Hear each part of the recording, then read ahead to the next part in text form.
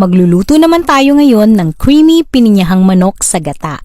Una, maglagay ng cooking oil sa kaserola, isunod ang sibuyas. Lutuin lang ito hanggang sa lumambot. Pagkatapos ay isunod na natin ang bawang. Ituloy lang ang paghalo. Pagkatapos ay pwede na nating ilagay ang manok. Chicken legs or drumstick ang gamit ko dito. Haluin ko lang ito ng konti at lalagyan ng patis. Takpan ko lang ito hanggang sa maging brown ang manok. Pagkatapos ay ilagay na natin ng pineapple juice na galing sa lata ng pineapple chunks. At para magkalasa palalo, lagyan ng Knorr shrimp cubes. Takpan lang natin ito at hayaang kumulo. Kapag kumulo na ay pwedeng-pwede na nating ilagay ang patatas at carrots. Isunod na rin natin ang gata.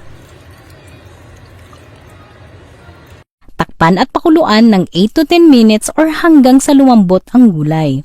Siyempre, haluin din natin ito paminsan para mas maluto.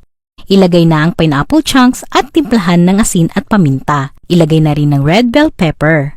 Takpan lang ulit at lutuin ng 8 to 10 minutes or hanggang sa mag-reduce ng konti ang sauce. Hayan, luto ng ating pininyahang manok sa gata. I-serve na ito habang mainit pa. Enjoy cooking and follow for more!